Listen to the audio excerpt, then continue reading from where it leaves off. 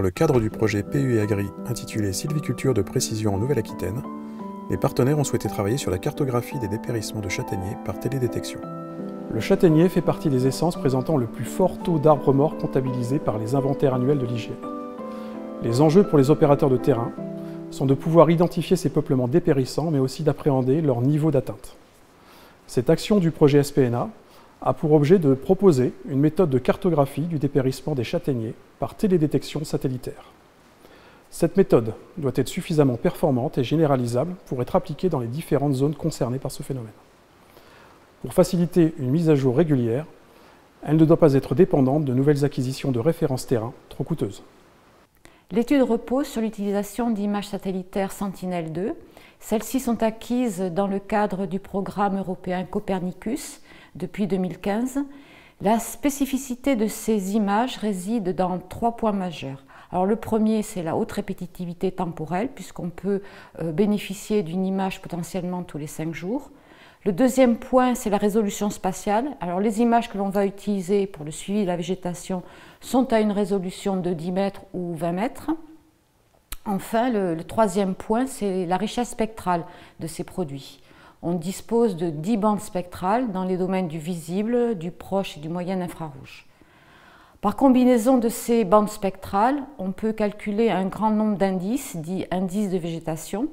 Alors, ceux-ci sont liés à l'état de la végétation, son intensité d'activité chlorophyllienne, ça peut être aussi sa teneur en eau, sa biomasse ou encore la structure interne des feuilles. Pour cette étude, on a cherché à couvrir le secteur de présence et de production de la châtaigneraie en Nouvelle-Aquitaine et pour cela, donc, 4 tuiles Sentinelle-2 sont nécessaires. À propos des données terrain, on les sépare en 2 jeux de données. Une partie va servir pour calibrer le modèle et l'autre pour le valider. Pour la première campagne qui a eu lieu en 2020, on a commencé par localiser les châtaigneraies en Nouvelle-Aquitaine. Une fois ces régions identifiées, nous avons installé des placettes de 40 mètres sur 40 mètres afin que cela corresponde à la taille de 4 pixels sur une image Sentinelle-2 d'une résolution spatiale de 20 mètres.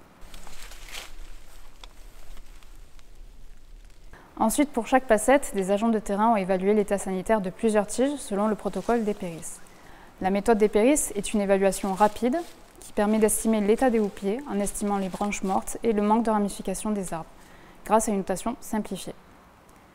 Les notes individuelles attribuées aux arbres évalués sur une placette seront consolidées pour créer une note globale par placette, simplifiant ainsi le traitement de données et la calibration du modèle derrière. L'année suivante, une nouvelle campagne terrain a été organisée, suivant le même protocole et à la même période de l'année, afin de coïncider avec la première campagne qui a eu lieu en 2020. Les évaluations de 2021 seront utilisées pour la validation de notre modèle. À partir des images Sentinelle-2 de 2020 et en prenant en référence les données de terrain acquises la même année, on a voulu proposer un modèle permettant de détecter 4 niveaux d'intensité de dépérissement du châtaignier. Alors pour cela, on a choisi et calculé une quarantaine d'indices de végétation ainsi que des paramètres biophysiques obtenus par inversion de modèles de transfert radiatif. Ceci constitue donc tout un ensemble de variables de détection qui potentiellement peuvent être intégrées dans la modélisation. Alors l'étape suivante de l'analyse a été la détermination du nombre optimal de variables et surtout la sélection des plus pertinentes à intégrer dans la modélisation. On a utilisé donc une approche statistique de type sélection séquentielle des variables, dite SFS.